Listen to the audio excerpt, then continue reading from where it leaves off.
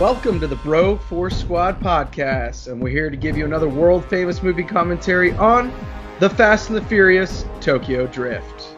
We have our movies paused right where the Universal Studios logo is fully on the screen. So while you guys get your seatbelts on, we're going to go around the car, or the corner. We're going to drift the corner and meet the fellow bros. It was a little forced. I'm sorry, guys. No, it makes First, sense. we go to our fearless leader, the mayor, Jeff Hornacek. Now, Horns, I heard a rumor, and remember, I just want to make this very clear. I didn't make this up. It is a rumor that you are, in fact, an army brat. Can you confirm this? Can you deny this? Set the record straight for the fans. You couldn't be more wrong, cowboy. Did I act better than Nathalie Kelly? I'm going to say no because she's hotter than you. Okay, that's very fair. 2 seconds when she shows up on screen, Matt will be like, oh, okay, I get why they cast her. Yeah. Now, next, we go into a paint to our enforcer himself, a real DK in his own right, Matthew F. Geiger. He is so Drift King, it's not even funny. It's not even funny. They both wear muscle tees and just do bicep curls in their garage all day. I know. And I just realized that you've never seen this movie, so this question isn't going to make any sense to you, but I want you to answer it anyway. You guys have said, but go ahead, shoot.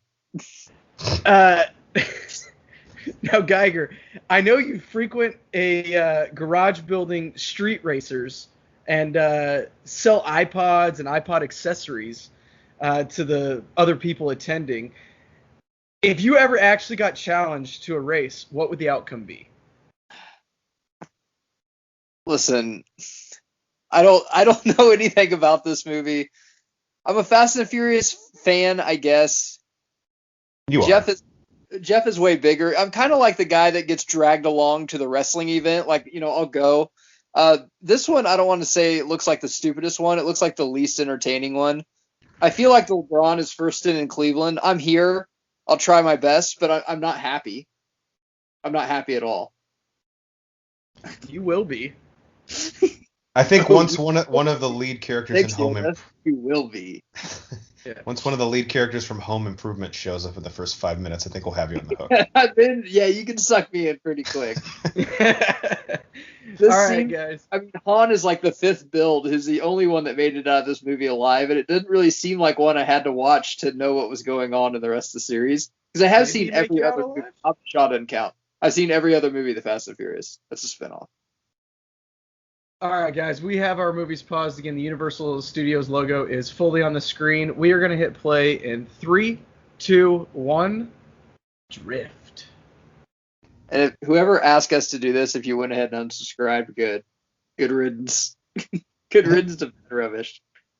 I might like it, though. Who knows? I've never seen it. I'm going in thinking this is the worst one of the whole series. So I will tell you, Matt, I thought it was completely stupid the first time that I ever saw it. Every time I see it, I like it more and more and more. Comparing it to like Fight Club and Pulp Fiction already. The more you watch it, the better it gets. Yeah, but this one starts way lower than like Pulp Fiction. This has got to be one of the first movies where Bow Wow took the Lil off his name, right? He's like, I'm an adult now. Treat me like one. Yeah. Yeah. That's why if you're a rapper, you can't be like young something, because what happens when you're 50? I think they'll just assume they're going to get shot and killed before their 18th birthday. So Lucas Black, the Horns Fun Facts return again with a vengeance tonight. We'll just start off. Director of this movie, Justin Lin, has done this, Fast and Furious, the fourth installment, Fast 5, the best one, Fast 6, Star Trek Beyond, the soon-to-be-released Fast 9, and he is rumored to be attached to Fast 10. So this guy knows his Fast and Furious movies, folks.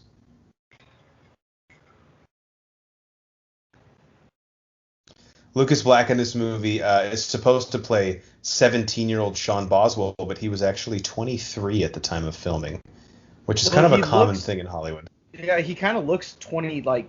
Shit. Hey, So. this movie made. I mean, this was must have been barely after Home Improvement because I can't remember. That kid has 3 names because every child actor did. It's not Jonathan Taylor Thomas. It's the other one. Zachary Ty Bryan. Thank you. If you didn't have 3 names, why don't you just get the he has out of the 3 first names. You have no chance. If you like read for a role in the 90s and you didn't have 3 names, they would give you a 3rd name. Yeah, like here's your 3rd name. We like you. Lucas Black has the look. It's just his voice. Like he's so typecast.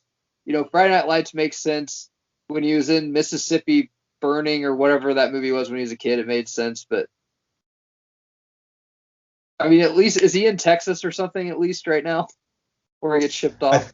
I think he's in North Carolina for some reason. I could be wrong though. Yeah.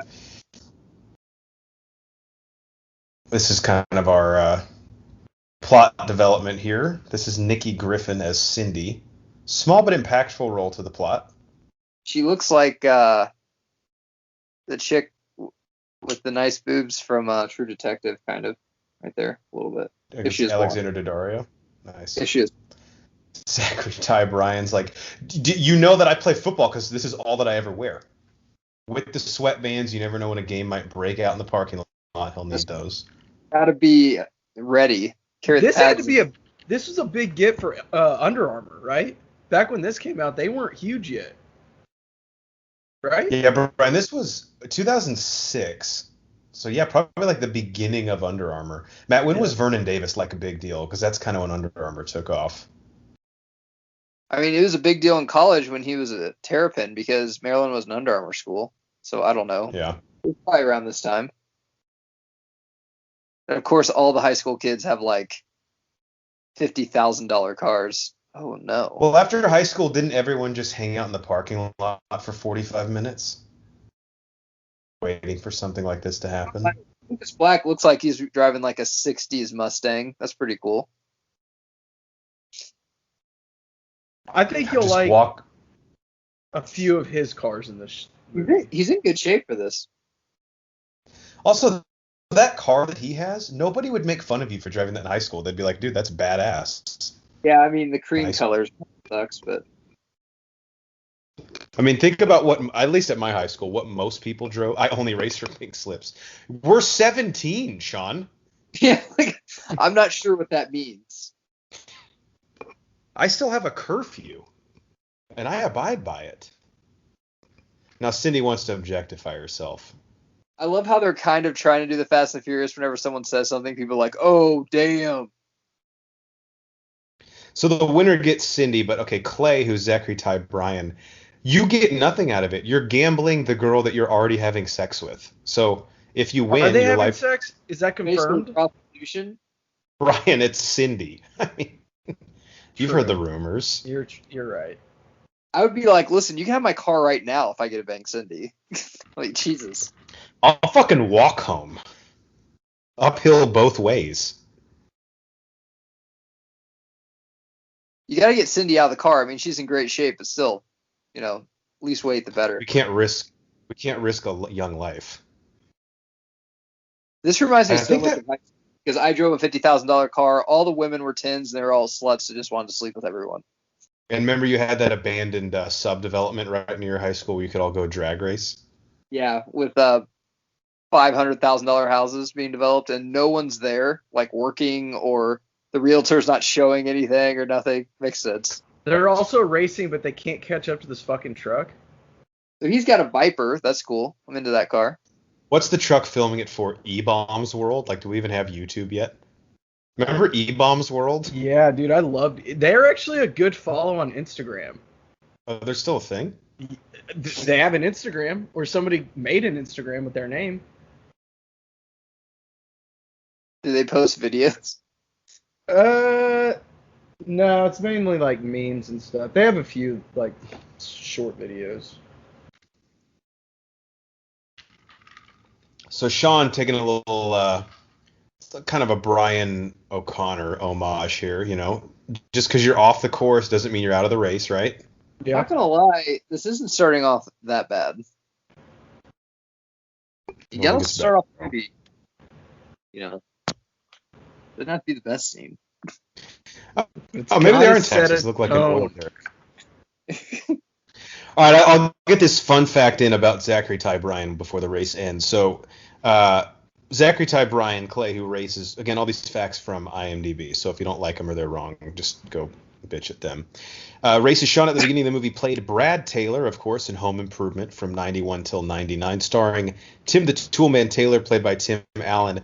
Throughout the show, Brad became quite the car buff as he and Tim restore a 46 Ford convertible hot rod and a 33 Ford Roadster, and then he's gifted an 88 Mustang from his parents in the last season. So I'll just ask the Ronnie Cycli question. Is this actually the same character? Absolutely. Oh, 100%. And what was funny before the pod when you said, yeah, the star of Home Improvement, so I knew it wasn't Tim Allen. And I was thinking, why is Al Borland in this movie? And what could he possibly be? It's the first thing I thought of. Oh, I was Sean. like, why would he be in Tokyo? Like, why would they cast him in this? I don't understand this move here. If you're about to lose a race, why do you ram them? Like, isn't that going to make you crash too? Brian, I think the thought of losing Cindy just made him go crazy. All bets are off. Was he necessarily? Oh, yeah, he is going to lose. You're right. This is so Clay, though, right? It's almost too Clay.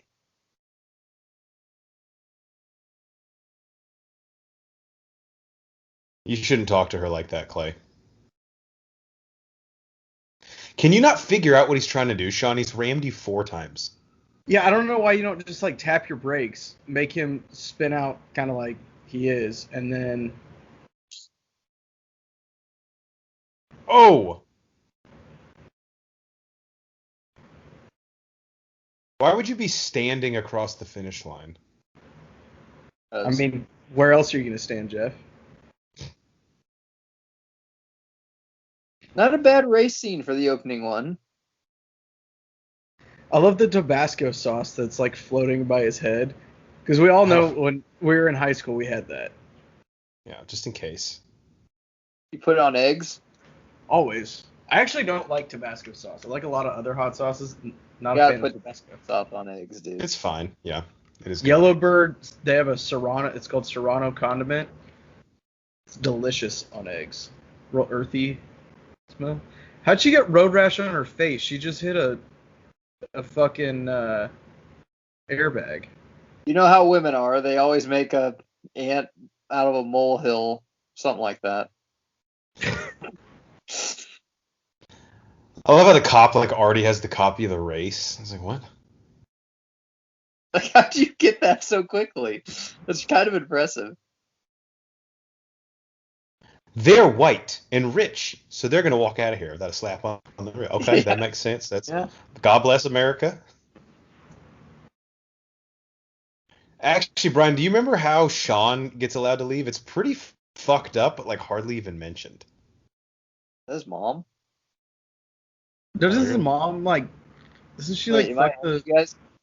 Yeah, you're like 10 seconds ahead of me, but his mom is about to tell the cop look, she's gonna pull the Forrest Gump routine. Look, if I fuck you, can my son walk away? It's like, well, really, it's only a misdemeanor, but yeah, I mean, yeah, sure.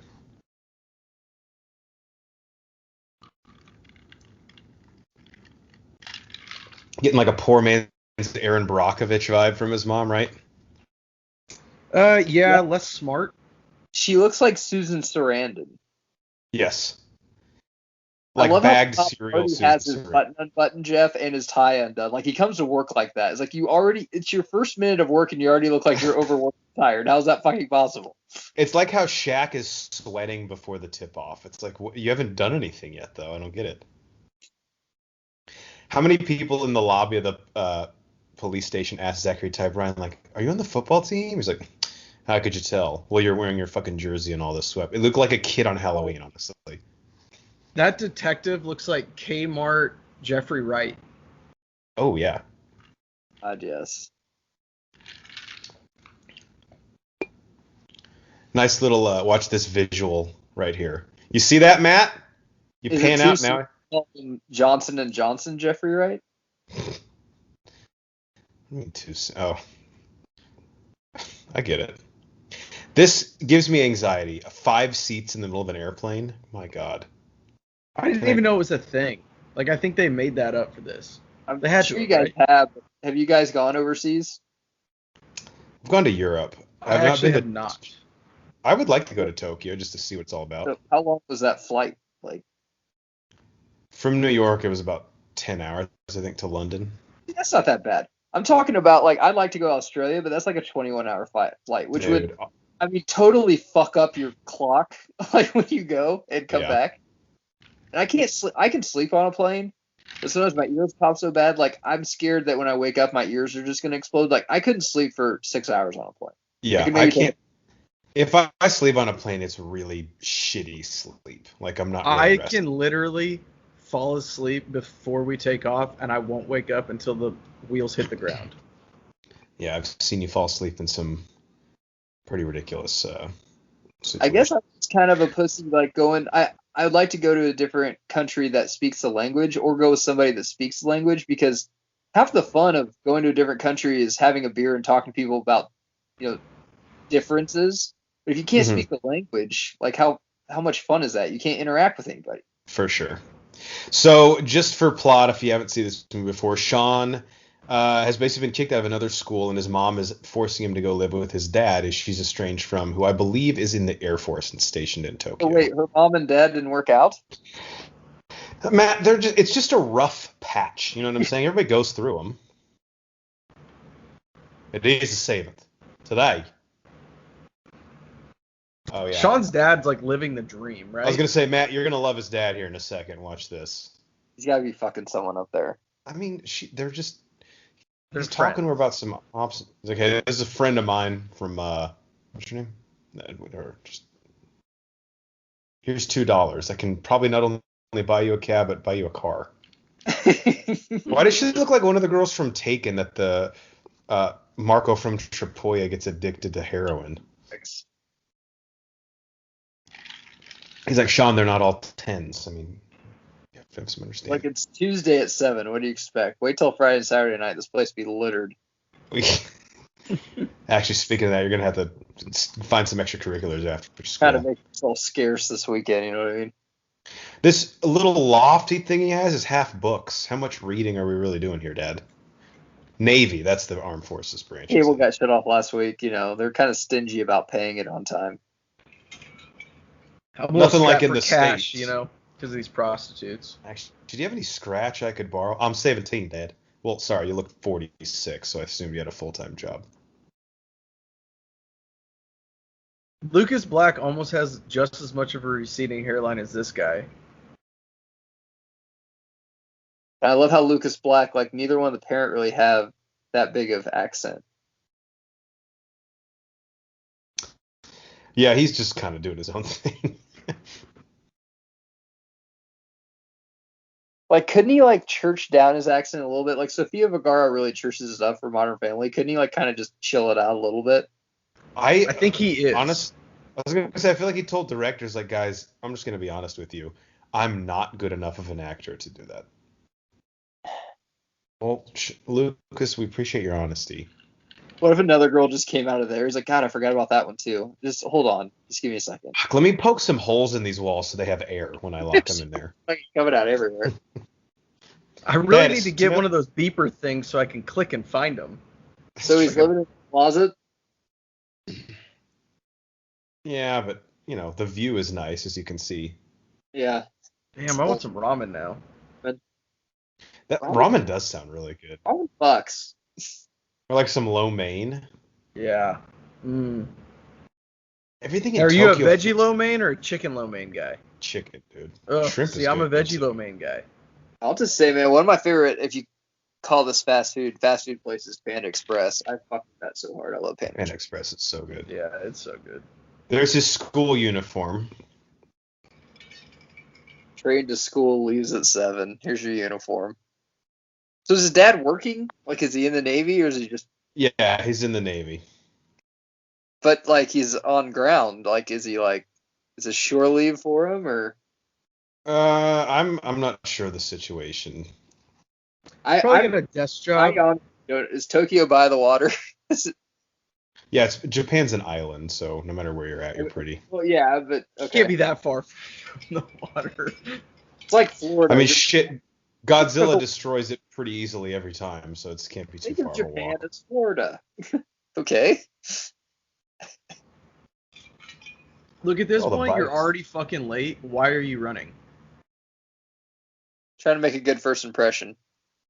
Before Yeah, you being late. out. If you want to make a good first impression, you might as well just wait and come in the next day. And also makes perfect sense. He goes to a school that's taught in all Japanese.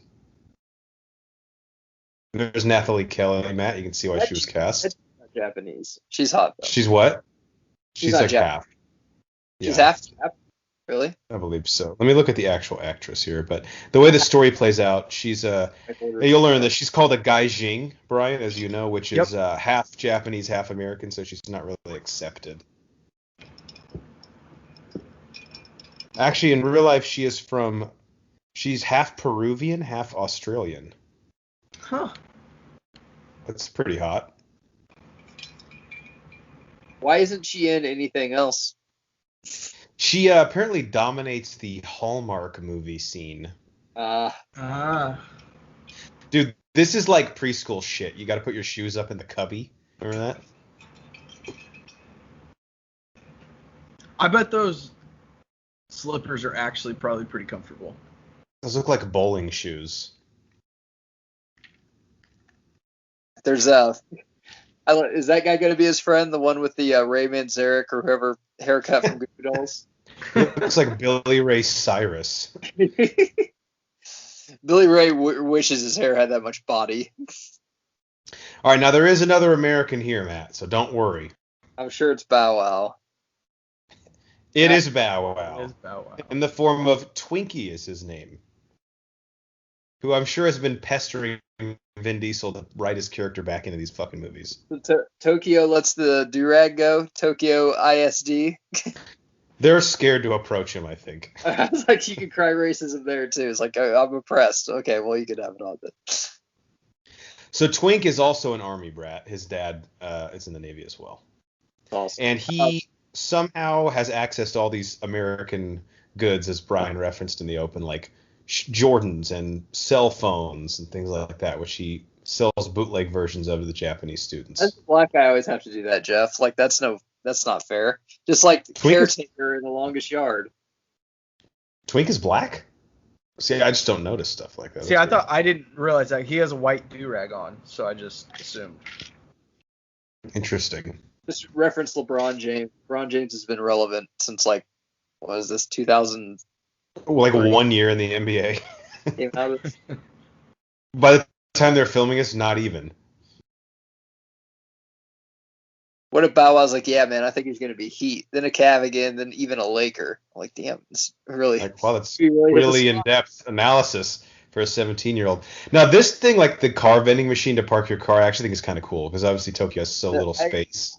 I saw this, I've seen this part, and I was like, then I turned the channel. And the Incredible Hulk car, Matt. I've never understood this. What's to understand? He likes the Hulk. But it's like a minivan, isn't it? Or yeah, it doesn't. There's nothing cool about it except for the fact that it looks like the Hulk was trying to get out of it. It's not like it's not a speed car, let's say. It's like a Kia Soul.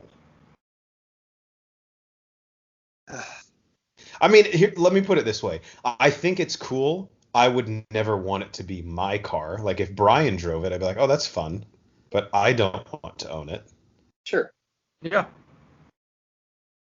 I can promise you I'll never own it, though. So I think we're in good shape. But if any of us would, you're the most likely for us to be able to talk into.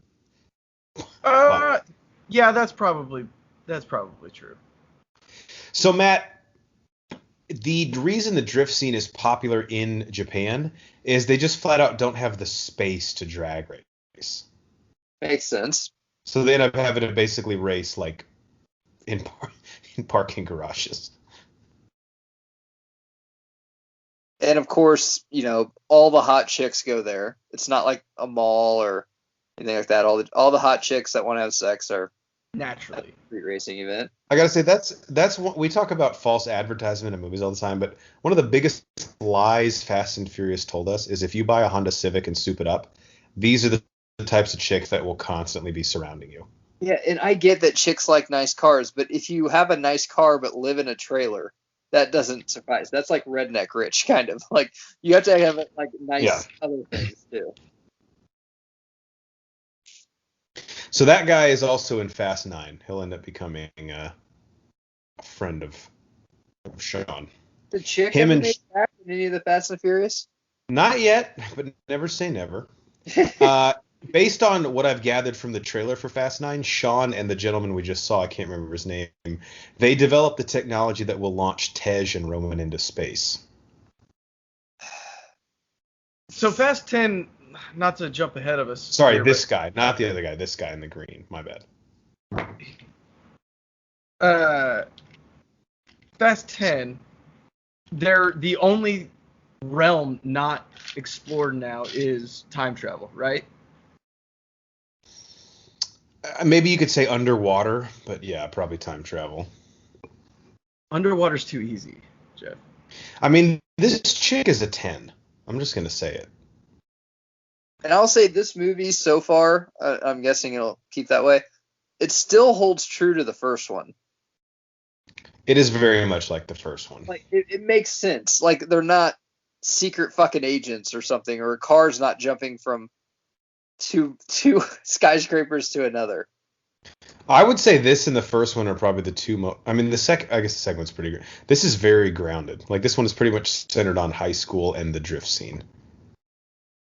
So if that's what you like, if you like your Fast and Furious like that, that's this. All right, here's Matt Geiger personified, DK, the Drift King, played by Brian T. Our foil who only knows bicep curls and leather jackets. Awesome.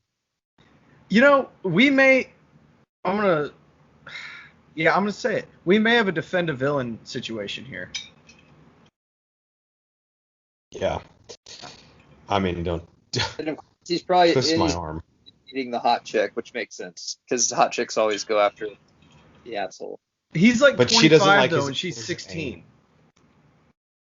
Hey. What's the problem? It's Japan, Brian. Oh. So we'll get into this a lot, but Han, played by Sung Kang, obviously Fast and Furious fan favorite. Yeah, royalty is the best way to put it. So this movie, although third chronologically, ends up being retconned to actually take place sixth in the franchise. So the Han that we're seeing now, this is after Giselle has died at the hands of Owen Shaw, and her dying wish, as they talk about in the previous two films, is for Han to move to Tokyo. So he's here, he's emotionally distraught, which actually ends up tying in pretty well to a speech he gives to Sean a little bit later.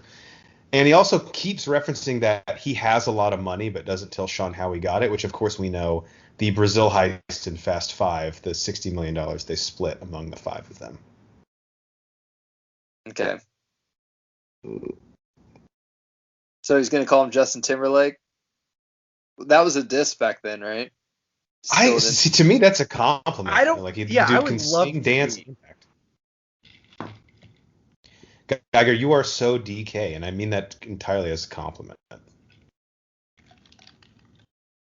So he's going to race. Do you have a car? Yeah. Oh, well, maybe somebody will give him one. I don't know. Yeah, maybe someone that has a ton of money and can afford to wreck one will. It is fucked up, though, to ask this guy to drift race. This would be like me going to, like, the YMCA and asking a 7-year-old if they want to play basketball. They don't know what they're doing. Now, the one thing I'm really looking forward to, and I know it's just a quick second, but Vin Diesel is in this. I've never seen it. I've never seen that scene. And the scene that Vin Diesel shows up in, they actually finished the scene in Fast 7. So they literally tie it all back in. Lucas Black came back and filmed the aftermath of it. So you can make fun of the continuity as much as you want, but they've actually seamlessly tied it in. And part of that, you can give credit to Justin Lin, the director of this, did the next 4 movies. Yeah, this movie works so well with the overall franchise. Now, I think if you, when I saw it, I hadn't seen, I think 4, 5, or 6 wasn't out yet. So I hadn't seen the other ones with Han in it and Well, this came out before those, yeah. Right, and I still hadn't seen this yet, is what I'm saying. So once I saw this, the first time I saw it, I was like, I don't really like it. But the more I see it and the more Fast and Furious movies come out, the better this gets. It's cool that I know this is a type of racing. Mm-hmm. So that's interesting. Once again, it's not my type, but more of a north and south. It's apparently all in the handbrakes. So as you downshift out of a gear, I guess the handbrake is what you use to essentially brake. Is that what he's Bow Wow saying right now? Where it's basically like, Bodhi, just feel the water and be it. That's it. He's like, but none of that is actual coaching points. Like, dude, you're gonna fucking get destroyed. So I don't really know what else to tell you in 30 seconds. So this is Han's car, Matt, if you missed that part.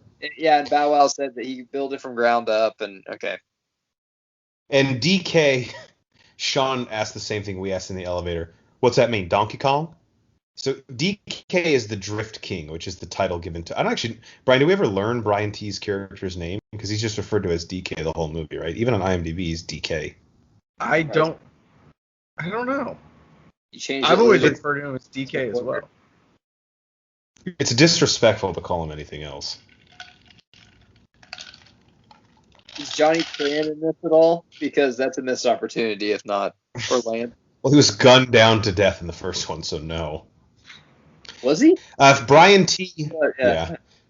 If Brian T, the actor who plays DK, looks familiar, Banner, you'll know this. He is in The Wolverine. He is the cheating fiance of the main chick in the film who Logan is protecting. Oh, I don't think I ever knew that.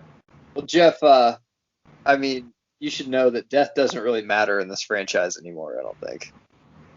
Sadly. No. They train if they wanted to. When people started tweeting justice for Han, they didn't mean bring Han back into the franchise. They meant have Dom stop inviting the guy who killed him to barbecues. That's what they meant. Matt, I don't know how you feel about this, but I do like, and maybe this is just because this is what Brian O'Connor wears, I like the seatbelts that go over both shoulders, like vertically. So, is Han friends with DK? Kinda. Han is kind of using DK for his in to the scene. Han at this point is like kind of dead inside, but he's also like a genius. He's part of Dominic Toretto's crew, unbeknownst to them. So he's sort of like feeling out the scene here in Tokyo, seeing what he has to do to ascend to the top, which we'll learn here in a little bit. And this in canon's like number 6 now? Yes. Yeah, so the last scene of Fast and Furious 6 is the last scene of this movie, and then it adds on an extra part. And then they come back to this movie, the last scene again in Fast and Furious 7. And Vin Diesel films a scene with Lucas Black's character that fully connects them and extends the movie a little bit. And this was in theaters. Barely, but yes.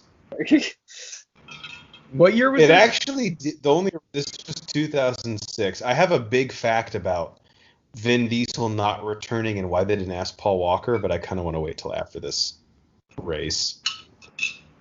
But yes, Matt, what you're asking, it did not do well in theaters, but again, this is why you just never know. It actually did very, very well on DVD. Okay. It's interesting because, it doesn't have any big name actors in it at all. The first Fast and Furious, Paul Walker and Vin Diesel were, pretty big. I wouldn't call them A-list, yet, but. So Sean is basically. Right. Sean is being fucked with here by DK, who has zero respect for him, as he should. So disrespectful. Like putting your car in park and like taunting the person to come to you is. You see the handbrake use right there? That's pretty. I have another fun fact, and I totally believe it considering the close quarters of a lot of these shots. Where's it at? Over 100 cars were destroyed or wrecked to the point of being undrivable during the filming of this movie, director Justin Lin stated. So there's your budget. What was the budget for this? Do we know?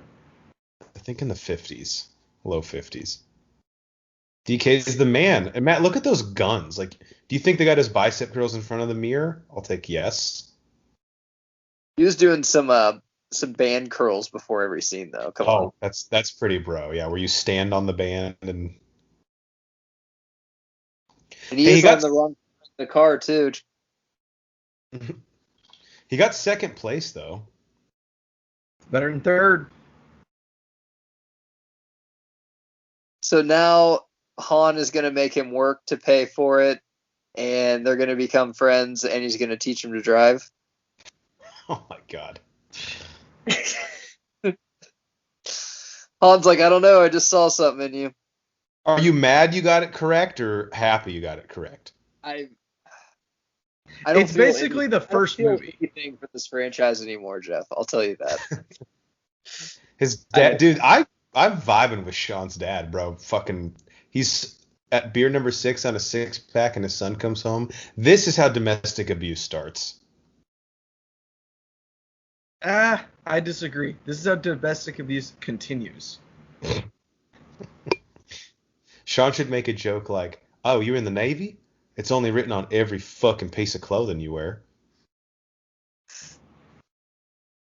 Why doesn't his dad want him racing? Because I guess he's legally not allowed to get behind a car. I think for 2 years is what the judge said. But he's in a different country, so that doesn't count, right? That's a really good point.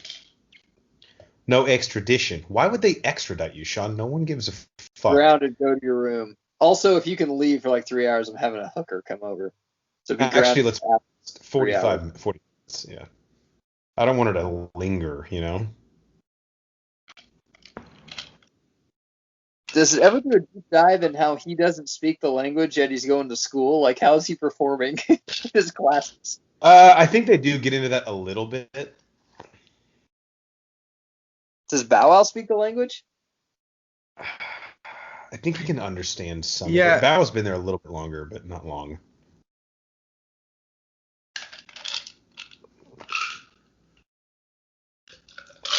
So now he's getting the eyes. Oh, you're the dude who wrecked Han's car because you can't fucking drift. Now seems like a good time to give you guys basically the scuttlebutt on this film. And obviously at the time, a pretty big shift in the franchise, right? We had The Fast and Furious, and then the second one. This is actually the only one prior to his death that did not include Paul Walker, by the way. So Paul Walker was not asked to return because the studio felt he was too old and wanted to shift the film to the more of a high school setting. The original script, written by Chris Morgan, actually did feature the return of Vin Diesel's character, Dominic Toretto. This is from uprocks.com. Quote, Tokyo Drift has been looked at as the outsider of the series. It's the only film that doesn't star Vin Diesel or Paul Walker. And when it was released, the only connection Tokyo Drift had to the first two films is a cameo by Vin Diesel at the end. It was originally written around Diesel's character Dominic Toretto, though, says Chris Morgan, who says, quote, there was an open writing call for the third film. I think originally I came in and pitched. Essentially, it was Tokyo Drift, but it was Vin and his character, and they kind of had to go out and learn drifting. And there was this murder he had to solve, and they said, nah, can't do that. Can't afford Vin because of Riddick. We have to go back to high school. Why would he solve a murder? I don't know. Maybe it was Hans. I don't know. Who knows? So to catch you up here, Matt, Han picked him up from school and said, get in the car. And then he pulls up to this place and said, there's a guy with a paw. I need you to get my money. I'm looking at Yokozuna right now, basically. I'm hoping this guy's a sumo wrestler. Otherwise, we need to cut out some trans fats. Why did they zoom in on his boobies? Yeah, I mean, Justin Lin went right for the nipples there.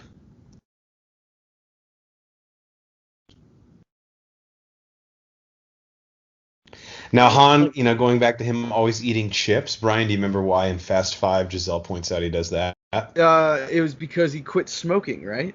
Correct, yes. Yep. So they do a great job of actually tying this in. I mean,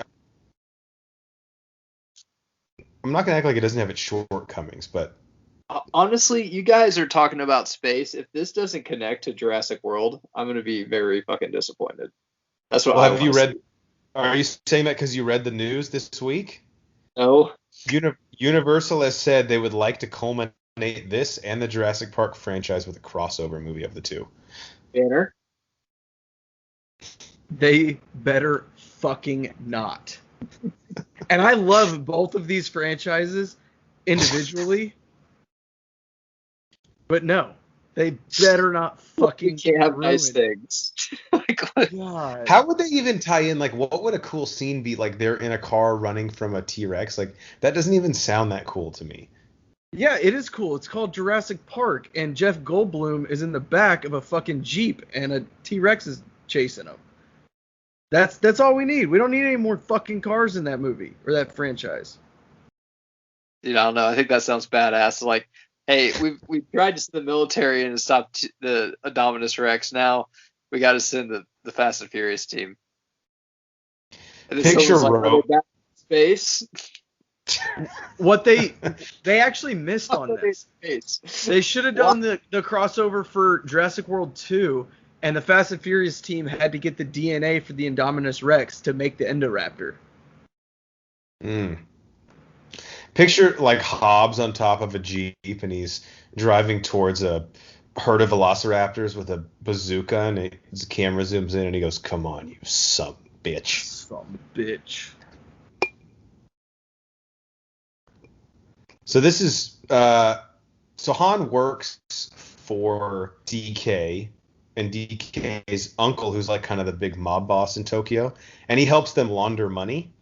So at this point, Sean owing Han money is kind of like him owing DK money. Not really, but Han is now basically letting them know, hey, I know you hate this guy because he's probably going to fuck your girlfriend soon, but if you see him around, he's working for me. Also, can I take some of the Japanese candy upstairs?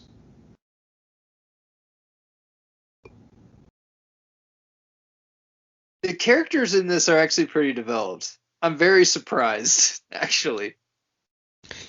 I will say the one thing this film has going for it, especially when you look back at the franchise, it's very minimalistic. Like it's not gonna, mainly because of the budget, but this is not gonna take swings at pitches that it knows it can't hit. Like what you've seen is pretty much it, and now we're just gonna go with these characters. There's no like crazy CGI action set piece. There's no different locales. There's not like 20 characters. Like this is it. The story makes sense. Like Han is working kind of for DK, but he's smarter than DK and kind of thinks he's, kind of a punk. So he's going to use Lucas Black to kind of fuck with DK and shit like that. It's a good story. It's crazy you say that because that's exactly what Han tells him later. He's like, why did you actually like have me work for you? He goes, because you're DK's kryptonite. You fucking get under his skin. Yeah. Matt, you see the world the way Han does. That's very admirable. I understand now for the first couple scenes why you guys liked Han so much. Whenever he came in the franchise, I'm just like, who the hell's this guy and why should I care? Now, after about a couple movies, I'm like, okay, he's a good character. But this really develops him pretty well, actually. And Justin Lin, let me look up the actual name of the film. So Justin Lin actually made a movie with Sung Kang, the guy who plays Han, before this film came out. It was called... So Sung Kang has played Han before this movie. This character existed in a film prior to the Fast and Furious franchise. It was called Better Luck Tomorrow. Came out in 2002. And it takes place in like the mid 90s, and it's Han's character like actually in high school. And does it actually connect to the Fast and the Furious franchise, or is that like an unofficial on the down low? It does.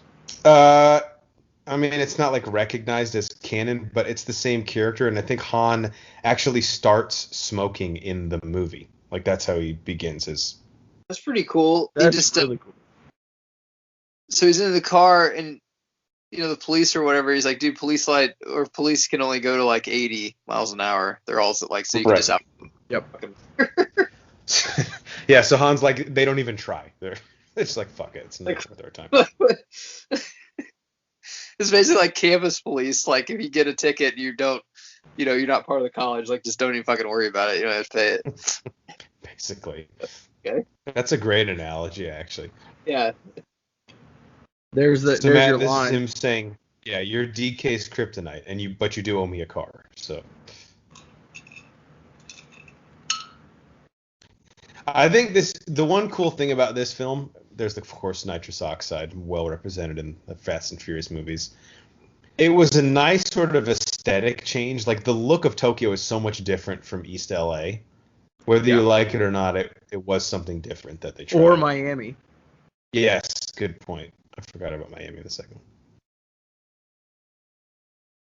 Someone been to Vegas?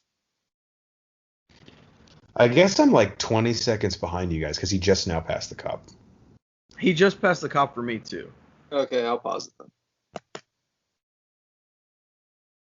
I was confused. I was like, I've been drinking and other things today, so maybe I just like don't know the sequence of this movie when you started talking about it. Is this Han's party? Talk about a fucking baller move. Showing up late to your own party. Every party is Han's party. That's true. And as we know now, Han has recently lost Gal Gadot, which I would be pretty depressed too. Yeah. So all of this is sort of to numb that loss. And the speech he gives Sean later about, he's like, how do you have all your money? And he's like, don't worry about that, but this is what I've learned. I think the movies did a great job of retroactively fitting his arc into this because it really does work pretty seamlessly. So did he have all of his money because all the shit he did in Fast 5 and 6, I guess? Yes. Yeah. And in your guys' opinion, so after this movie, what was it? It was Fast and Furious, right? Where they get Paul and Ben back together? In release date, yes, but not chronologically. But Han wasn't in that one, right? No, Han doesn't show up until... Actually, no, Han... No, he is in that one. Han is in that one. That's the first one he's in. He's in 3, 4, 5, and 6. He dies at the end of 6. So in 4, do you think that they knew that the third one wasn't going to be canon until after a couple... Like, how do you think this happened? Like, because the only reason does make sense. Now, this one, when Dom has a brother, doesn't. But pretty much everyone I've seen, I'm like, okay, this actually does kind of make sense time-wise. The only reason I'll kind of give them the benefit of the doubt and say yes is because this was the first movie Justin Lin directed, and then he directed the next 4. So finally they had the same person in charge of 4 in a row, or 5 in a row, I guess. Well, James Wan did Fast 7, so he skipped one. But he did the next 4, so he probably had a plan to plug his movie into the rest of them. Okay. And it's an interesting in because obviously Dominic Toretto's scene at the end of this movie only references Han, but he has avoided, maybe intentionally, putting Sean Boswell's character back into the franchise except for that 5-minute scene in Fast 7. And actually that was James Wan's movie, so he until Fast 9 he has not had he's used Han extensively, but not Sean Boswell. Or Twinkie. Yeah. Or Nathalie Emmanuel's Bow Wow character. in it. You already have Tyrese and Ludacris. You can't have Bow Wow. What does there's that mean? Too many rappers that had only a couple songs that can't really act. You just can't do it. Yeah, because then Ja Rule's calling you up again. He's like, But they're all so kind Bow of Wow. the same character too. So, and it's kind of a heist movie now. So they all bring something to the table. Like, what does Bow Wow bring to the table besides jokes? Like they already shifted Ludacris's character, sort of. He was like just a garage guy in Too Fast, Too Furious, and they kind of turn him into the tech guy. But now they also have Nathalie Emmanuel's character from Game of Thrones, who's like the hacker. So they really don't need another like cerebral scientist type guy, you know?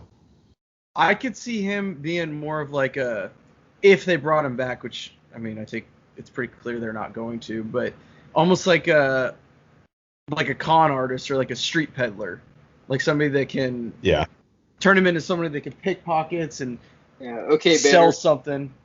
You're going to the moon. How does he fit in? I mean, what if you met Moonians, like citizens of the moon, and you need to trade commodities with them? Who's going to do that? That's good, yeah. He'll have a Zune that he can sell them. There you go. I just wonder who the Thanos is going to be in Fast. So that was basically like our big bad going to be. They're just dead. Well, the weird thing, none of the Shaw brothers, at least as far as what I can tell or have read, are in Fast 9, but their mother, played by Helen Mirren, makes her third appearance in the franchise. Fourth, if you count Hobbs and Shaw. She's in the movie. Which I'm guessing has something to do with how Han is still alive, but I don't know. Like she saved him somehow? Yeah, or like Deckard didn't actually kill him. I don't know. This is more so than how completely ridiculous. But at the same time, tell me that it might not be possible. Is Han a robot or a clone? In the new one. I can honestly say that. I can honestly say that's where I would actually have an issue. But go that far. I'm not saying whether you'd have an issue or not. Tell me that there's not a possibility that that's right. What if Fast 9 is like actually Fast 9, but takes place after the 5th movie somehow? Well, it definitely takes place after the 5th movie. No, I'm saying it takes place in between 5 and 6 somehow. Or if they just fuck up like. Even though Vin has his or Dom has his kid. Yeah, he sold them apparently a broken iPod. And Matt, look, I'll just say what you're thinking. This is the quote unquote tough guy at a Japanese high school. It's like the IT dude. If everybody knows karate. And he's wearing fucking suspenders. Sean Bell's like, bro, I would snap your neck and like not even break a sweat. You're 115 pounds soaking wet. You're 5'6", and somehow you're the tallest guy at this high school. Well, what he does here, where he like spits into his fist, spitting on yourself doesn't seem to be a. Yeah, like I don't understand that. I don't get it. He's saying "pow"? What's he saying? Like I don't understand what's going on. Ah! And then Twink's mad, like, bro. Like, dude, I was trying to do the right thing. This is so turned on. But with cars in Tokyo. That's a great way to describe it, actually. What'd you say? It's pretty much. It's basically. But with cars in Tokyo. Footloose, but replace dancing with drifting. Yeah. The hot chick likes the dick guy. She's untouchable. Of course they're going to fuck it. God, that is... I just kind of lost a little respect for the movie. Sorry. This chick is... I have opinions. You can't act. This is what our podcast is. It's just opinions. I have to say my opinion. I would agree, Jeff, she can't act, but I also can totally see how she landed the Hallmark roles. Dude, that's a badass doc.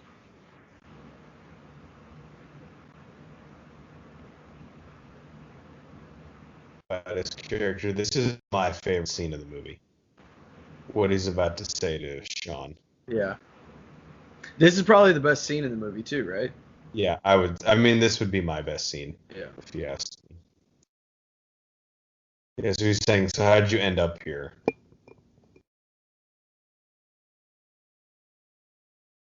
Great reference here. Oh, God, that's fucking badass. There's some action. Got a great line. You pay attention. That's what I'm saying. And now he kind of talks about how he doesn't say Giselle's name, but you can tell that his line where I won't spoil it, but he has a really good, probably my favorite line from the movie here in a second. I have money. Yeah, fuck ton. It's trust and character I need around me. I'd rather get exchange some of the trust and character I have around me for money. Is that doable? I would, yeah. We would. Han is in the. Give me some less trustworthy people and some cash, you know? Letting fear lead them. It seems like it's a lot more deeper than just street racing. This is my favorite line right here in the whole movie.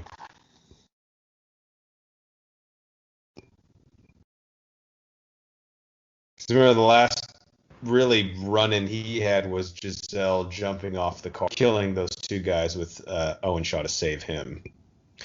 And again, if I was banging Gal Gadot and then she died, I'd be pretty broken up about it too. That soccer field's badass, dude. Cycling's probably all about that. I'm sure he's played on it. It's probably like a tourist attraction now. Like, and this is where Tokyo Drift, the scene with Bow Wow, was filmed. Here's some hot chicks, because hot chicks drive These like are carts. Yeah, these are Japanese 8s, about a 6.5 in America. I'm sorry, but it's a fact. If that's a 6.5, I'd take it. A Japanese fetish. Say that again. Never really had a Japanese fetish. Apparently they love Americans though. You go over there. Really? Like you pretty much get fucked off the plane is what I heard. It's just a service that Delta provides, I think. So I guess with drifting, he's still on the gas that whole time, right? Yeah, I think so.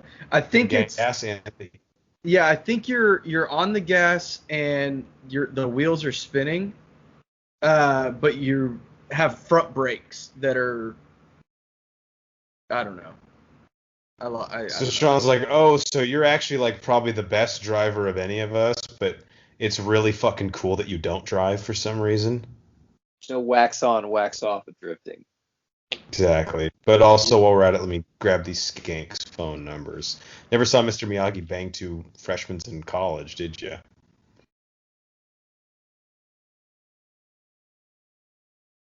This is a good place for him to practice without wrecking a car. Sorry, Banner. You're all right. I was just going to say, I would love to, because they go through like 6 weeks of driving training before these movies. I would love to do one of those. I think it'd be a blast. Does Bow Wow have a point in this movie? He's just like the sidekick, the best friend, you know? But he's not a best friend. He literally met him like a week ago. Yeah, but he's he was his only friend when he came to Japan. Like, what's he like? Why do we need Bow Wow in this? Like, what's he do? He sells iPods and shit. Okay.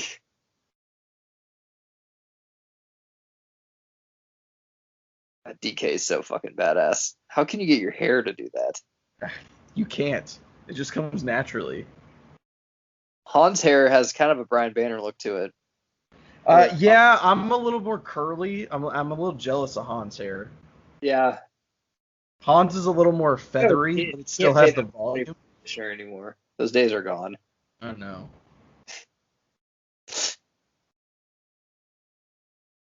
This is a cool little montage scene of him learning how to drift. And the fisherman watching him. Yeah.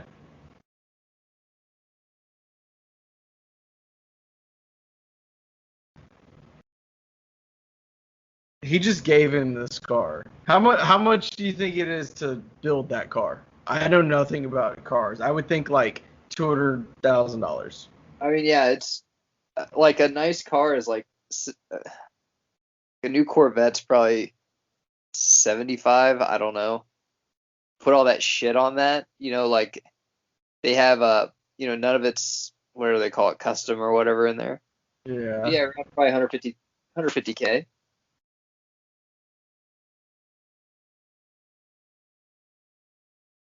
I mean, you lose a person you love, but having sluts around you 24/7, I mean, it's kind of got to even itself out, I guess. Now, if I'm not mistaken, so earlier Sean's dad said, if you don't want to live by my rules, you're not going to live here. And basically Sean left his dad's house now and is now living with Han. Because he said no racing. But technically he's not racing. He's just learning how to race. Yeah, that's very true. So. He hasn't broken any rules other than he's not home by 7. Well, his dad's not home by 7 either. A.M. Such a double fucking standard. Jeff, are you gonna tell me what I want to know on who else was up for Lucas Black's role, or are you just? Oh yeah, I'm sorry. I know that so after the movie. I teased this earlier. The main other person up who actually did not get offered the role and has said in interviews since that he was very disappointed by it because he thought it would have been a big break for his career. Our two finalists were for Sean Boswell were Lucas Black and Channing Tatum. No fucking way. No. Final two. And he ended up doing, I can't remember the name of it, but it was an MMA movie after this. And then he did Coach Carter the same year. A bit part, though. He was good in Coach Carter. Yeah, just a small role. Yeah. Why wouldn't they push Lucas Black? I would guess the Friday Night Lights heat. What was that, 04? Think about the possibility, though, if Channing Tatum was in this fucking franchise. Well, they actually would have brought this character back then, right? Sooner. I mean, you got to think with Paul being gone, like Channing could just fit right in there, right next to Vin. And as crazy as it is to think of, Channing Tatum does not have much going on right now. He's not Gambit anymore. Like that Kingsman went prequel route instead of continuing his character. What was his last big movie? 22 Jump Street? He did that, is it Jupiter Ascending with Mila Kunis that was absolutely fucking he was like a space elf. He was fucking terrible. But I think that was even before or around 22 Jump Street. Was it? That was around the time. Say that again, Matt? They have ramen noodles in the vending machine? Yeah, whatever you want. I'm assuming that's a Rockstar energy drink too. Probably a safe assumption, especially that time frame, 2006. I thought Shia LaBeouf or Zac Efron would have been up for this. Zac Efron, I think, would be too young. Really? I think they needed. When's High School Musical come out? I think around this time, the first one. Like 05 was the first one. What is this? 3? No, this is 06. Fuck yeah, Zac Efron would have been perfect. He just did High School Musical. They want a high school kid. He just played a part in that. Shia LaBeouf would have been good too. You just hit the nail on the head. He looks like he's still in fucking high school at this point. They need a 37-year-old to play this role. That's true. He looks like So I have another fun fact. I don't really know where else to fit this in, but this is one of my favorite ones that I have. So Lucas Black went on to star in, I use the word star in loosely, 5 seasons of NCIS New Orleans. Oh, yeah. After this as Christopher LaSalle. Really and there is, in a season 3 episode, his character Chris LaSalle has a bit of a wink, wink, nudge, nudge to this role after he chases a perp through an empty circular parking garage, catches him, and turns to the camera and says, "I'm glad I still got it." Which, of course, I haven't seen, but I really want to go check that out. I bet you can YouTube it. I would hope so. Otherwise, what's the point of YouTube, you know? I know. This is a cool scene, too, Banner. This might be my second best scene. The night drift race, but like the non-competitive one. Yeah, it's just, like, this is kind of the heart and soul of Fast and the Furious, right? They all have this one scene in them where we're at the end of the day, we're driving because we love to drive, and this is what we love to do. It's not about the money or the stealing the DVDs or, you know, I don't know, getting revenge for your brother. I don't know. It's not about that. Yeah. Yeah, it's got more heart than that. She's really pretty. She has a tough life. Like, I'm not going to sit here and act like it's all. I mean, no parental figure, and she kind of just, like everyone in DK's life who was around him, they kind of just got stuck there, which basically proves how big a piece of shit he is.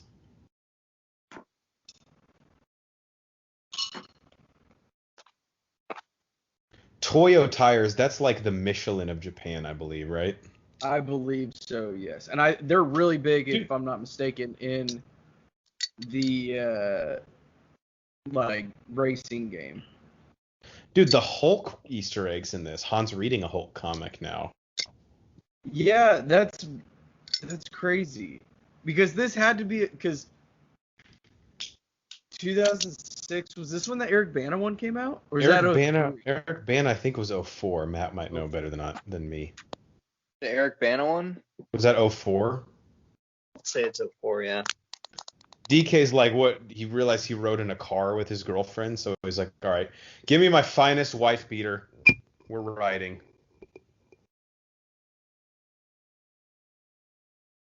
How long do you think DK spends in the mirror to get those, like, side bangs? I think they're natural. I think they come naturally, honestly. Wow.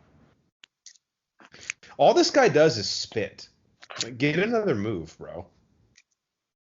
It's his thing, though. Lucas Black's thing is getting punched in the face. He bleeds a lot. Like, after his car accident, it was just, like, blood coming out. And I understand that was a little bit different than this. But, like, DK got a few good punches on him. But, dude, you're just, like, hemorrhaging from your face. What do you think this group is gossiping about?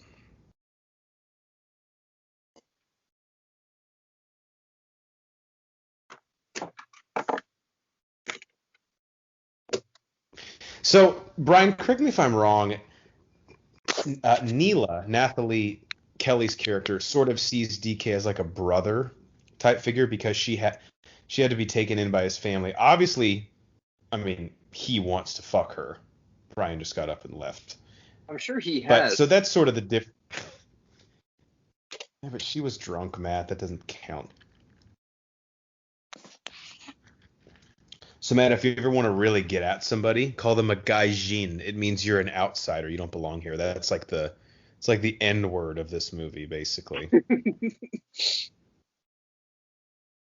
We're not so different, you and I. I mean, that should be on the action movie bingo. That should be the free space, right? When the villain says that. I can't believe that they haven't brought her back. I'm guessing DK dies. That's why they haven't brought him back. Yeah, I believe he does die. I was kind of rooting for, and actually we talked. Carter Verone is still out there, but if they want, the problem is they've turned a lot of them good. But the end of the Fast franchise would have been really cool if they did like a Sinister Six type, like all the villains unite. Braga's still alive. They can bring Johnny Tran back. Sure. Reanimate his corpse. Why not? Lance.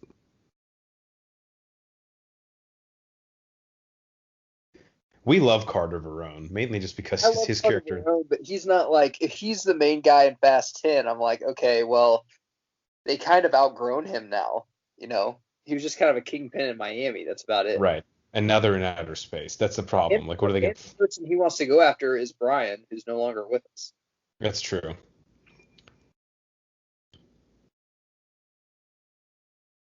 She's got the boots that go like up to her thighs. Han's like the manager at a discount tire. He's like, look, I'm trying to do payroll up here, Sean. Can you figure that out? I thought you said you're rich. I am, but you know, we all answer to someone. We all have a wife at home nagging us. Now, my wife killed herself trying to save me. So this is DK's uncle, who's like the kingpin of Tokyo. Okay. And that guy thinks, I guess he's like Japanese Wolverine. I don't really know what his deal is with the hair. Or Japanese Noel Gallagher from Oasis. Wow. I never knew the Japanese had such like, you know, hairdos. And would the kingpin of Tokyo dress like the kingpin of fucking Hell's Kitchen? Hell's Kitchen? Yeah. What's it? Matt, I don't know if you've noticed, but they're huge Marvel fans over here. Okay, I mean, he looks like Al Capone or something, or the person in Who Framed Roger Rabbit. Like, that makes no fucking sense.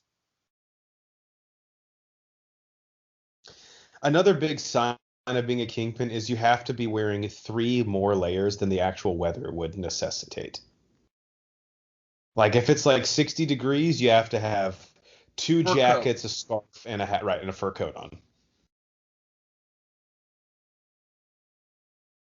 Maybe sunglasses inside. It's another big one.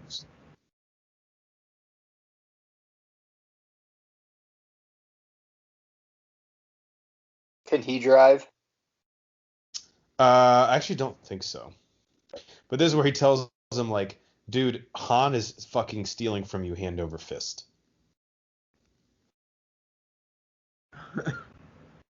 He doesn't really know who Han is, but he's like, this guy is playing you like a fiddle.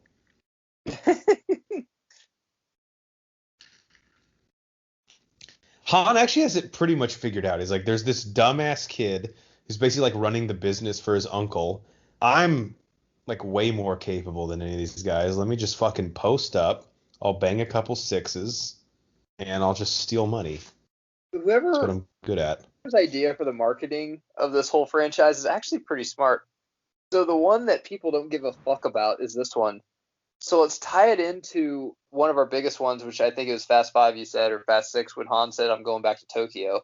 Mm-hmm. Let's see if that increases DVD buy rates or streaming rates or something. See if people care about it. And if they do, then we can bring back those characters. Actually, pretty smart.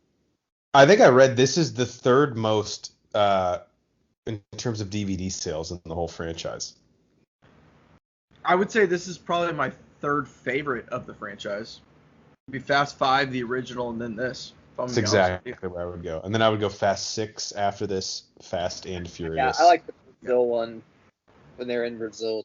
I think it was The Rock's first one. I kind of like that one. That's the fifth one. Fast 5, where it's like seven. It's like Seven Samurai, basically. Fast 5's good. The fourth one's good. And this one, the first one, of course, is the best. Fast 5 I love because it's when they first bring everyone together, so it's like before it got totally ridiculous. I'm not even embarrassed. Still almost make sense of that one. Like, okay, Correct. Look, they're criminals now. They're gonna rob a bank. Fast 5 is going to be in my top 100 list. I won't tell you how high, but I'm a big fan. I believe DK does. We always does. Is it in yours as well? I believe so. Don't quote me on that. DK loves the sucker punch.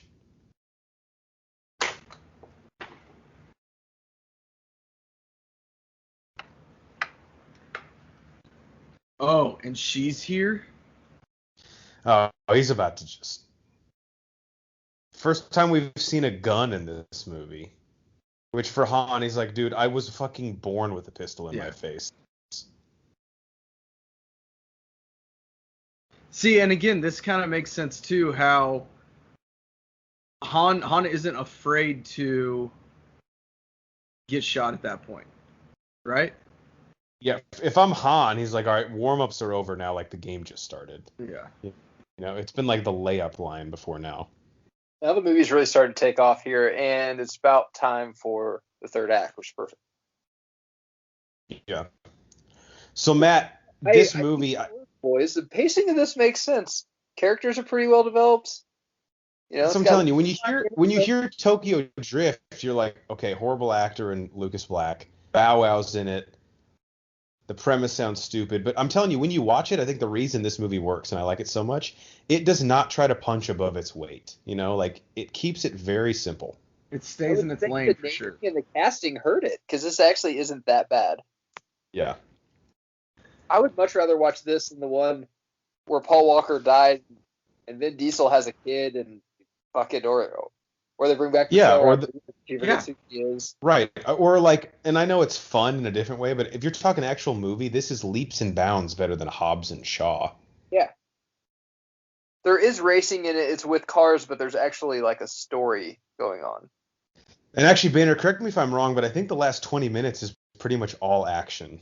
Yes, I believe from, I think from here on out, it's pretty much all racing. There's one kind of big moment, and then kind of catapults from there. This scene, pretty much starting right now, at the end of Fast 6, where they retcon it, they show you Deckard Shaw, played by Jason Statham. He's in Japan right now, and he is in this scene, the way they rework it in Fast 6. So Which is incredible.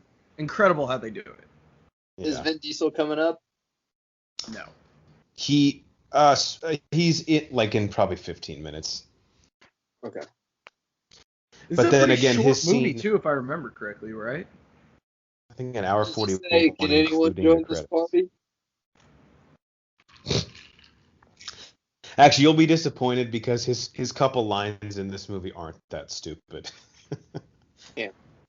I know. My favorite part of the Fast 9 trailer, it's new Han or Han reincarnate, whatever, sitting in a room, and he asks Dominic Toretto, "How do you want to play this?" And Dom goes, "Fast."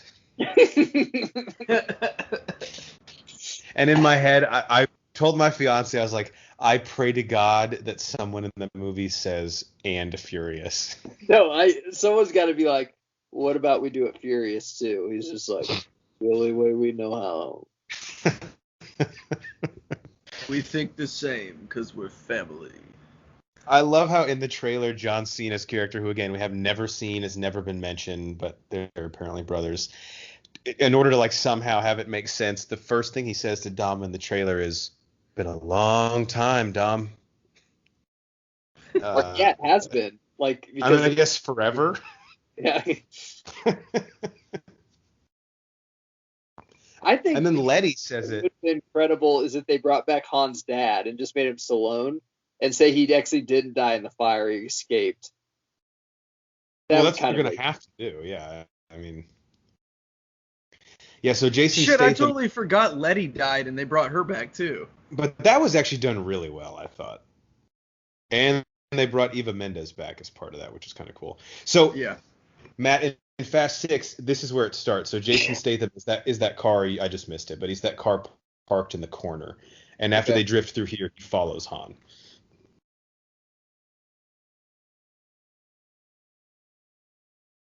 Yeah, so that's Statham, that black car in the back. Or at least that's how they retroactively add him in. Which I'm pretty sure, and I don't know this to be fact, I might just be making it up, but I wonder if that actually had a camera in it and that was how they got some of the shots. That's a great point. I think it was.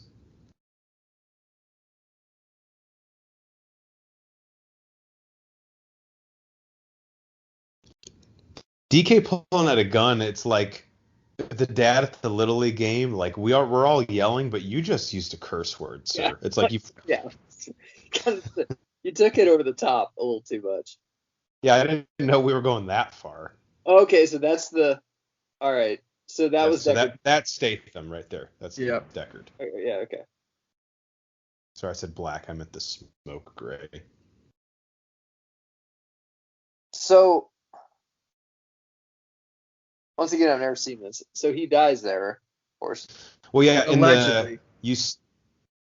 In Fast 6, when they rework it, Deckard throws a lighter on it, blows the car up, and as he walks away, he calls Dominic Toretto on the phone. Yeah.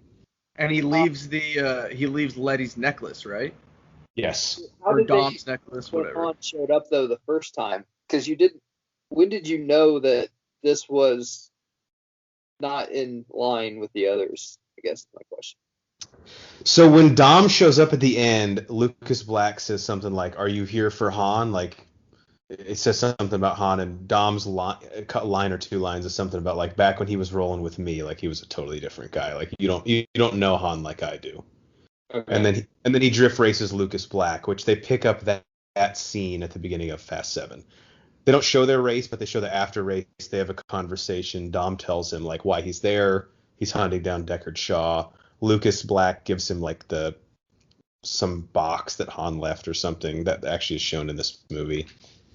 And then we haven't seen Lucas Black since, but until the next one. Lucas Black's dad would walk out and be like, "Dude, this is, great work. How much did you pay for her?" Yeah. Dad, not all of us pay for the women we have sex with. I wouldn't do that if I were you.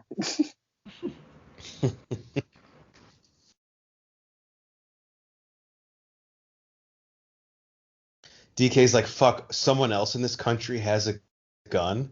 He's like, yeah, I'm American.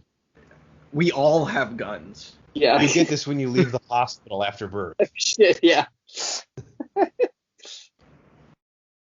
If you guys would have known that, maybe you wouldn't have bombed Pearl Harbor. He's like, I was not even born when that happened. My parents weren't even born when that happened. Thank God there was, because Well, of the radiation, you'd have 8 arms. Oh, yeah. It's Tokyo. God damn it. See, I don't like her getting in the car. Like, we've won. You don't need to get in the car with me. Yeah. It's 1 gun to 1. And I'll take the American's use of the gun over the 17-year-old Japanese teenager. No offense.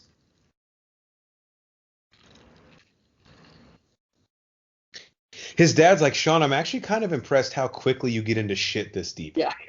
You have Your fourth. I'm not even mad now. I care about your well-being. Plus, I have a threesome going on up there that literally in 45 minutes expires, if you know what I mean. So get on a fucking plane. Get on a plane. I don't take. He's like, take a walk around the block. I'll send you a card on your birthday. But like this, I can't lose this, man. And again, kind of an I've been homage. on a waiting list for 3 fucking months for this. And I've had to keep calling to make sure they didn't bump me. What's great is, okay, so Zachary Ty Bryant, they kick him out of the fucking country. Now his life's actually in danger. He's like, I got to see this through, Dad. The dad's like, okay, that makes sense. I'm like, no, it doesn't. Look, Matt, let me just say, we're not giving out any Father of the Year awards tonight, okay? If that's what you're looking for. And here's Bow Wow. Other than just having Bow Wow in the movie, he makes no fucking sense in it at all. I will say this, and I don't have anything against Bow Wow. I don't really think he's that talented, but he doesn't bother me as much as like Ja Rule's character. But you're right, he is totally superfluous in this. You could take him out of the film, nothing changes. Although I guess he's kind of like Sean's like olive branch. Yeah, he's his initial connection into the world. But after that, he serves. But Han is a better version of that in this movie. But yeah, I agree. I wish Han could be like, guys, I can't tell you how unafraid of this fucking high school kid I am. All right, if you've seen the shit that I've dealt with, this dude is like a stain on the bottom of my shoe. And that's kind of how Han handles. So if it's not happening at like our front door, nothing really scares us that much. So none of this really I find amusing. I will say, like, Justin Lin, give him credit because retroactively, like, the continuity works really well. Han, you think he's like the cooler than the other side of the pillow type guy. When you find out why after the shit he's seen in the previous 3 movies, you're like, yeah, I wouldn't really be scared of the Drift King Jr. at the high school either. Yeah. And that's why Han gets in with him. He's like, dude, I can steal from this guy hand over fist. He's a dumbass.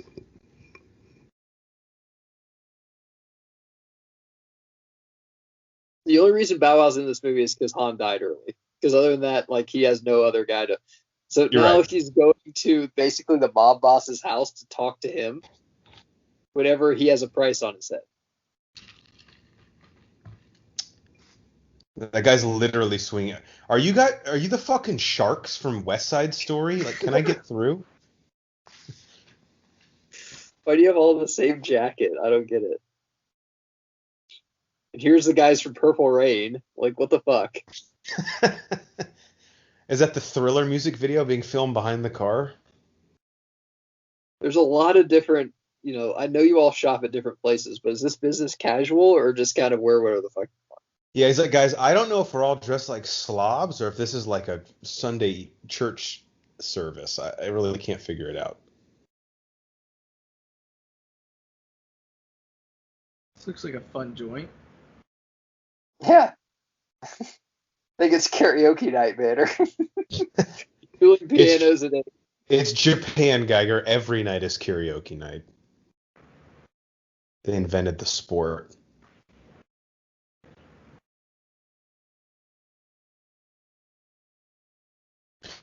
DK doesn't understand, and I understand he's the antagonist, but he doesn't get that personal bubble. Every time he talks to someone, he's an inch from their face. I bet he's got bad breath, too. Probably does. Matt, let me ask you right now. Neela, the character in this played by Nathalie Kelly, rank her in terms of hotness between her, prime Jordana Brewster in the first one, and then Eva Mendes in the second one. What's your hotness scale? 1, 2, 3 of those three people. I think she's the hottest one. I think so too. I'd go Jordana Brewster as Mia second, Eva Mendes third, which it's a pretty damn good list if Eva Mendes in Too Fast, Too Furious is third on it. Yeah, Eva Mendes is third for me, but I'd probably go her second and Brewster first. Can't argue with you there. But if you ask me tomorrow, I'll flip them. Wow, Gaijen. Hey, you can't use that word. Only we can use that word.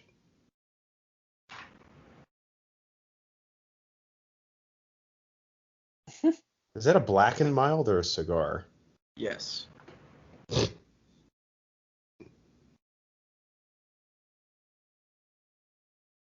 Matt, only one way to solve this, right?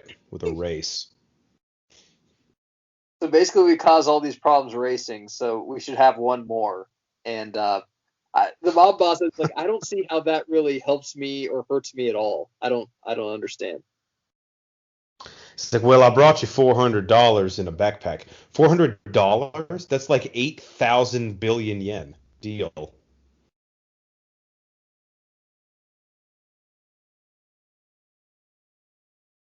How does like mob boss though? Like, why does he care?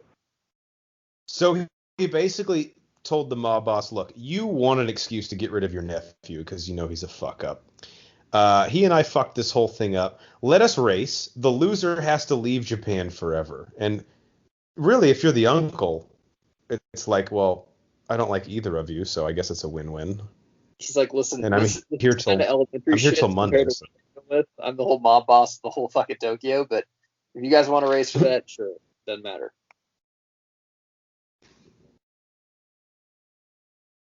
Nice denim vest. So okay, never mind.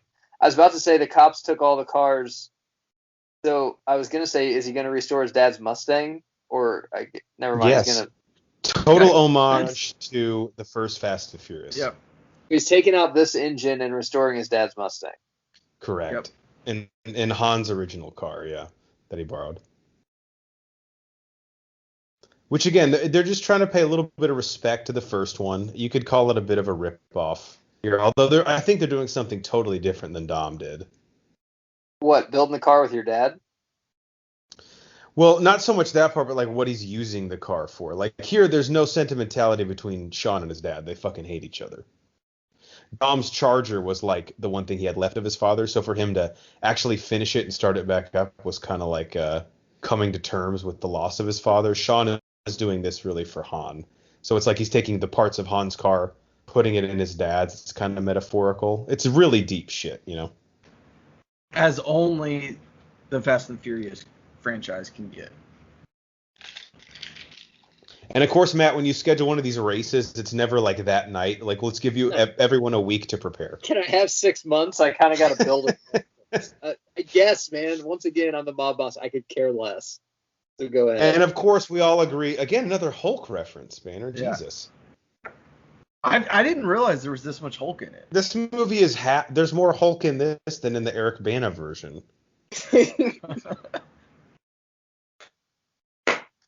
This is where I'm a little confused. Like, I thought he had already, I don't want to say master drifting, but is he just like trying to figure out this car with it? Is that what the problem? You got to see how it handles. It's an American car that we're trying to drift with, right? That's the problem. So they keep like tweaking it. Like they said 1 or 2 more tweaks and we're there. What does that mean? What are they tweaking? Just engine component parts. I don't think we need to buffer the side of the car. No one gives a fuck what it looks like. But why, whenever they tweak it, do they just rip it apart again? I don't understand, but okay. And where did we get the money to just build an entirely new car? So this is a Shelby GT Ford Mustang. Like that is Japanese Hector. Yeah, and that looks damn good, I gotta say. And this car was in that Fast and Furious when Lucas Black showed up, right? Mm-hmm. Is that what you did? Yep.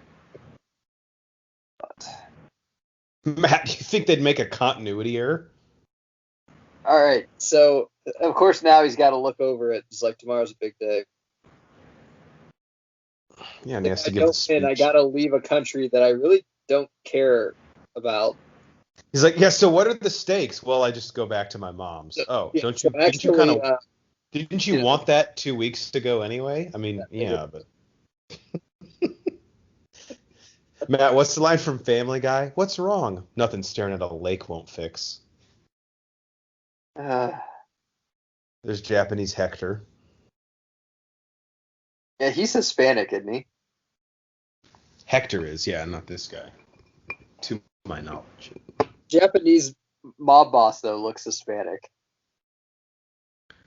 I have one more fact, but Maybe it's about Vin Diesel's cameo, so I'll just save that for the end.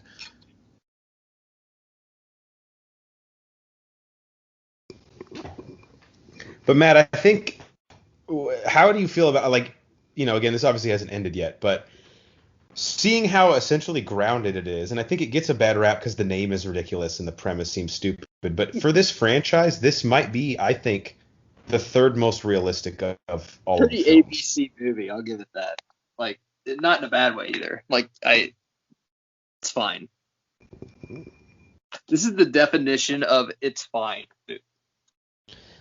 Didn't hate, wasn't great, right?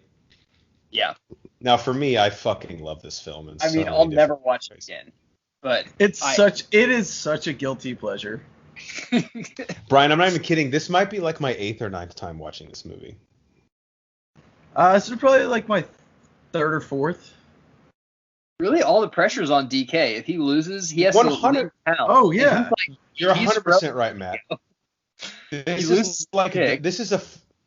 this not a 5-12 matchup? Like, the pressure's on the 5 seed. Yeah, Lucas Black's like, if I win, I get the chick and get to stay in Tokyo, probably for another year. I plan to study abroad anyway. And I mean, if I don't get the chick, I mean, there's that blonde that wants to bang me, back in California or North Carolina, where I was at. And now I'm the dude who got kicked out of Japan also. Like, she's going to love that. I love how they're all watching this on their flip phones. Like, now, Brian, remember, this actually is 2013. This is taking place after they've retconned it. So that was Justin Lin's excuse. I'm pretty sure No. We had, like, smartphones in 2013. Well, we aren't Japan. They know technology better than us, okay? So, like, whatever you had. Yeah. So this is, instead of just a loser leave town, it's also, if you lose, you're probably going to die because you drifted off the side. And knowing how desperate DK is, like, he literally has everything on the line here. He would just as soon die than he would lose, Nice. Sean's car is pretty fucking nice, I gotta say. See, this is more of a cool style race because there are straightaways. Yeah, this is, and that's why I don't know why DK picked this course. To me, this combines Sean's slight acumen for drifting with what he's much better at, which is just drag racing. Why would you want to face him here? It doesn't make sense. I hate to be that guy, but where are this girl's parents? Like, do they even care that she's basically is going to the winner of this race, and the one guy is like kind of over the mafia of Tokyo? So, joking aside, she does explain they passed away. Her mother was, let's just say, a woman of the night, and her father was never really in the picture. So why doesn't she just go back home with Lucas Black? Like, who cares? Just start over anew. You don't even have to have this race. Just leave. I think DK then we wouldn't have a fucking movie, Geiger. Yeah. Why don't you take away a movie that's possibly in my top 60 of all time with your retconning? Stunt drivers for drift racing, because to me this looks really, really hard. They've got to be difficult to come by. Probably why they wrecked 100 cars making this. This is why Hollywood's full of shit. None of these people look Japanese. I've seen 2 Samoans, a Hispanic, and then a Puerto Rican. I'm pretty sure that's the guy. Not really, but I think he kind of looks like the guy from Forgetting Sarah Marshall. I was just about to say that. Uh-oh. And I think you can agree, the whole third act, if you assume it probably starts at the scene where DK goes to Han's garage, it's pretty much all action. They sort of save it all for the back third of the film. This is home field for Lucas. This is where he's been training. 100%. 100%. But DK's been doing bicep curls the whole movie. Oh, shit. That was a clutch move. I get it. I will say, it looks like drifting, if you could actually figure it out, would be really fun. No NOS in this? No, he used it earlier on the highway with Han. I don't know if he used it in this race. Yeah, I see that. It's not as NOS filled as the first 2. The first 2 is just all NOS all the time. Which, yeah, I guess the first 2, the strategy was really just when to use your NOS, right? Like we see in the second one. Congress didn't call in the Fast and the Furious on their NOS. Just that seems like something Congress would be interested in. Try to stop. So Matt, we've done commentaries on the Banner. Were you not on the first 2 with us? So I know for a fact I actually was buying a car when you guys did the second one because I called you as soon as I was done, and it was in the second one when they put the rat in the bucket. Yeah, and I cameoed on. Mm-hmm. I don't think I was on the first one. I can't remember. Yeah. The first one, Matt and I remember my main takeaway was we really wanted to get Chinese food afterwards. Check out both, though. Yeah. Listeners. Oof. Lucas Black here. Oh, damn. Poor DK. Why do I kind of feel bad for DK? Jesus Christ.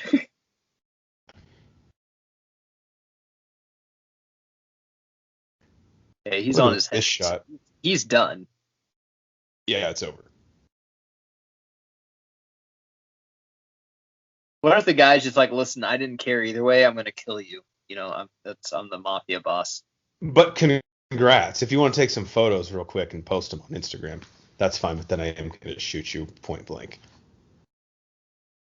Hey, since you won, I'll have sex with you now, and I love you. Okay, makes sense. God, Bow Wow has to be calling Vin Diesel every time one of these comes out. Like, dude, Twink has got to have a part in here, right?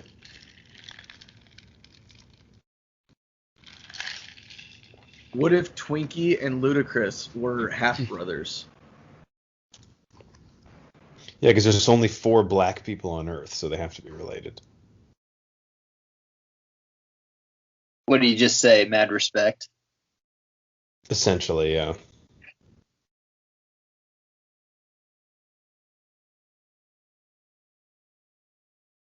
All right, here we go. All the sluts. It's awesome. So remember, this is actually 2013, okay? So Han died at suspicious circumstances. And this is why Vin Diesel came back, right? To see what Correct. I'll read you my fact about the cameo, I guess, when the movie ends. But so Sean is now the Drift King, so he basically runs the scene in Tokyo.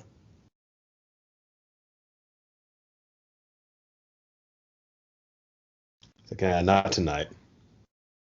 He's beating everybody in Asia. That's just disgusting. You're just taking people's money, dumb. He said he knew Han.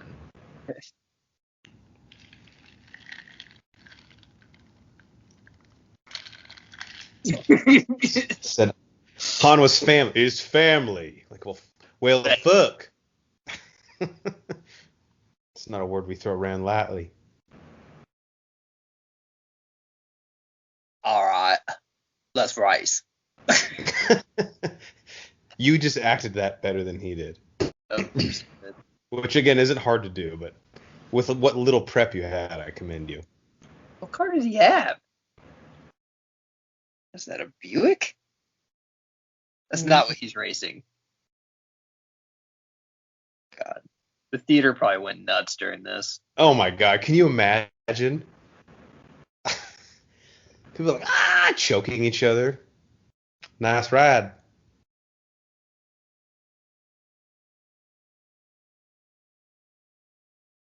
Who was when he's rolling with me? That's actually a good Vin Diesel line. Yeah, that is pretty good.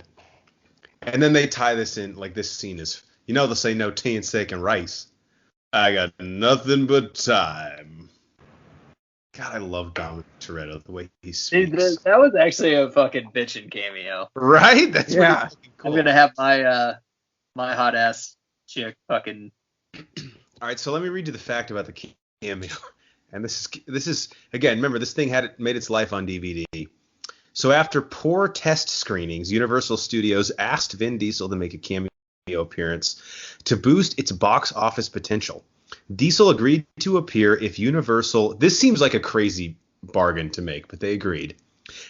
If Universal would relinquish the rights to the intellectual property of the Riddick franchise to him. Universal agreed, and Diesel was then able to make Riddick in 2019 and its subsequent sequel in 2018 independent of Universal. So they gave him Riddick to show up for 30 seconds. Jesus. Riddick was huge then. I know. That's why I'm like... Okay, comparison on a smaller scale, of course, but that'd be like Star Wars begging Harrison Ford to come back in like the Empire or Return of the Jedi. He's like, I will if you give me the rights to Indiana Jones, and they say yes. That's basically what that is. That's a bigger scale, of course. Those franchises, but that's fucking good. If I'm Universal, I'm like, well, then you got to be like in the movie, dude, and we're not doing this for like a 30-second scene, as cool as it is. Do you think that Justin Lin had already pitched them the next few movies so they knew they had something? I don't think so. Now, he did a great job tying it in. And like Matt said, as far as cameos go, that's pretty fucking bitchin'. Like, if I was in the theater and that happened... Hey, Banner, because Vin Diesel didn't want to do the second one. They had to give him Riddick to do the third one. There's no way they knew that he'd do fucking 4, 5, 6, 7, 8, 9, and 10. There's no fucking way. That's why Fast 5 is so great, is Justin Lin makes... Again, he even said he took the script of Seven Samurai and said, how do I make a Fast and Furious movie out of this? But he takes like this whole hodgepodge of a franchise, and he finally actually made it a mosaic that makes sense to look at. And he added The Rock, which is kind of crazy. So, Matt, I know, Banner, this might be your question. What do you think of Tokyo Drift? After having finally seen it, because I think the reputation it has does not do it justice. It's like kind of a running joke among the movie community. It's honestly just it's an okay movie, but since it's part of something bigger and it actually makes sense, and story-wise it's just a pretty simple story. I don't mean that as a dig either. It's just like it's a good story. And then that ending with Vin Diesel, how they tie it in and stuff. Man, I say like Tokyo Drift, I would say is probably the third most important movie in this entire franchise, just from tying in everything, which I know you guys always talked about, but I'm just like, okay, whatever. But it is. It's the most interesting thing too is they made it third, but it comes like you said, like 6th or 7th in canon. Yeah.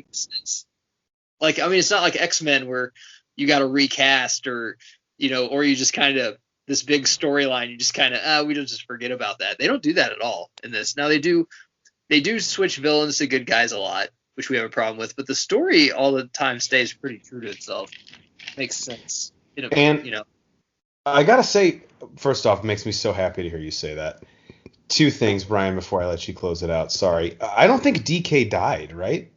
No, they could bring him back. No, they could easily bring him back.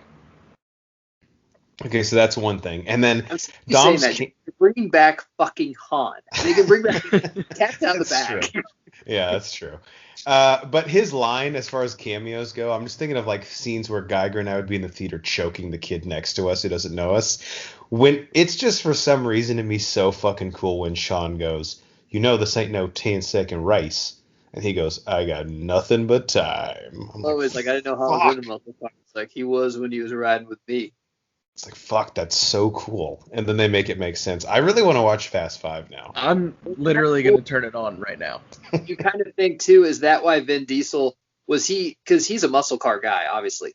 But in the first Fast and Furious, he was driving like Toyotas and stuff. Is that why he was driving those? Because he was like, Han, like, did he win those from Han? Like his Supra that he was driving? That's a good question. And Han's character in Tokyo Drift makes so much sense, even though the movies hadn't come out yet, based on what had already happened. Like, he's playing the high school kid. He has a ton of money. Like, look at his fucking garage that he owns. The whole time you're like, how does he have this? And they have it make so much sense in the subsequent. And why is he doing all of this? He's basically just bored, and he promised Giselle he would go to Tokyo. And you don't break a promise to Gal Gadot. It's honestly brilliant. And I don't know if they tripped into it. There's no way they had this thought all along, because they never thought they'd make like 9 of these. Right. But the way they did it's brilliant. Whoever pitched that, like, I would love to know who pitched that so I could follow their career and actually watch movies that they helped develop. Because they're if it was Justin Lin, because he did the next 4, he did the movie with Han, No Tomorrow, like 6 years before this movie came out, which I still haven't seen. It's a Japanese movie, but I mean, maybe just finally having one guy. He's a good director. He's not a genius, I wouldn't say, but at least having one person in charge of it sort of helps make it coherent. It's not a new dude every fucking 2 years. Fucking awesome, though. It's good stuff, guys. I take back my statements of 4 years on the pod about how this is. I'll never watch this movie. It's actually good. Yeah, and I don't know if it's that ending scene is on. I'll watch that. I'll tell you that. That's cool, right? If we were talking about like coolest cameos or ending scenes, that would be like in the top 50, I think. It's got to be. All right, guys. We have been the Bro Force Squad podcast. You guys can find all of our stuff on our website, www.broforcesquad.com. Hit that subscribe button on YouTube. We're on iTunes, Spotify, pretty much anywhere you can get your podcast. We're there. What am I missing, Jeff? I guess Letterboxd. I do all of our reviews on. Oh, that's right. Yep, Letterboxd. We're also a critic on Rotten Tomatoes. We don't actually review things on there, but we are a certified critic on Rotten Tomatoes. We're above it. We're too good for that. Till next time, we're gonna go drift out of here. Or we'll just drift into space. Like a tree and drift out of here.